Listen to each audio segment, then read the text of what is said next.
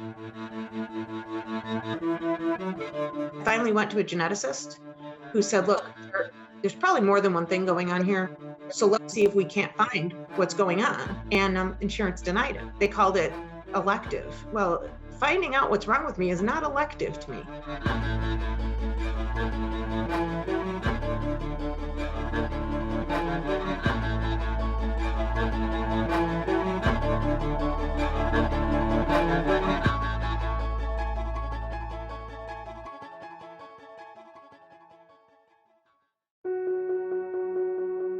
I was an active soccer player, fast competitive. I started getting pain in my left leg, and they basically told me it was a sprained ankle. And finally ordered an MRI, and my bone was actually necrotic. Did try to do a salvation surgery, which they were not able to save my leg, and I did have it amputated in 2015.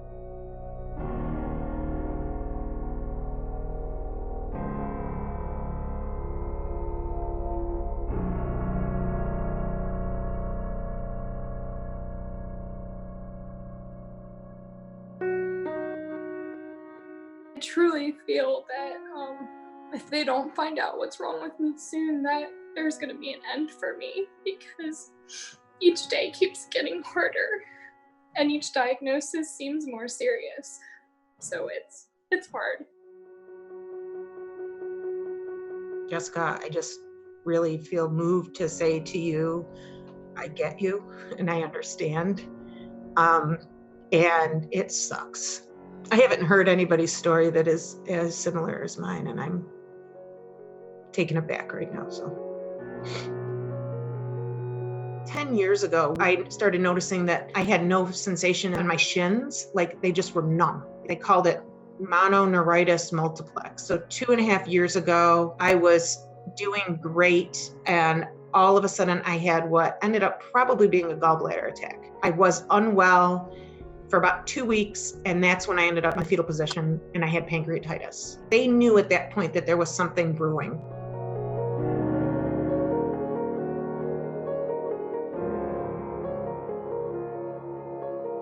If you could just tie it all together somehow, it would just make everything feel like you don't have to go through this long explanation of what your illness is. You say a name for it. I was completely unaware of the possibility that I may likely have been undiagnosed my entire life, but I trusted that the knowledge out there was enough to figure it out.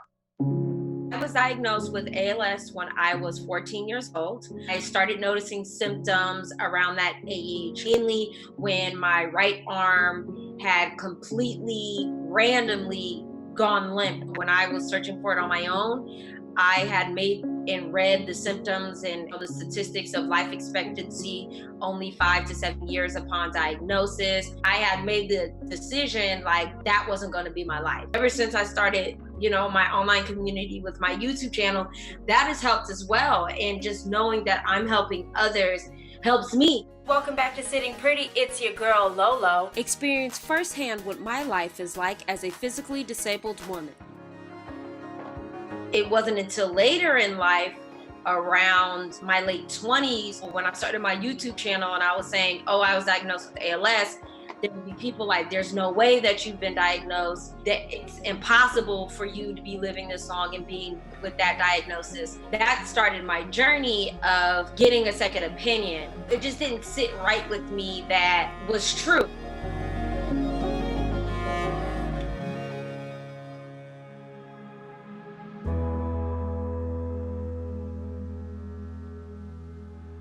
There is still a primary diagnosis that is causing everything, and that's what I'm fighting for. I'm fighting to find the root of everything, because I think if they could find that, then they could slow the progression down. Exactly. And the fact that they just drop it there like, you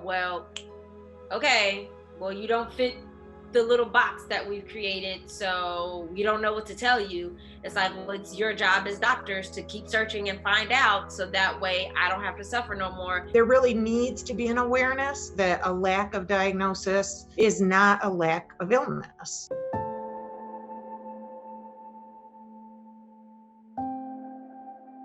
A lot of times I feel like we're actually in a crisis, And that's why we go to the ER. It's a treat and release. Just with my blood clot, they released me and told me I had acid reflux.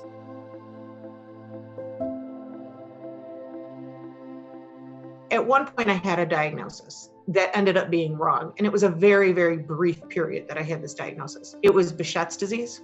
And during that time, there was this sense of relief. When the doctor who specializes in Behçet's said, I can tell you definitively you don't have Behçet's, the response should be joy. But our response was frustration and disbelief, because it was back to, so what do I have? If I'm going to suffer this way and I'm going to go through this, there's got to be a way it can be helpful to other people and not just misery. You know what I mean? Yeah. And that's the thing that's important, is because as long as like even more people are aware who may not have the opportunity to share their experiences, they will see us and see what we're involved in and know that they aren't the only ones. Totally.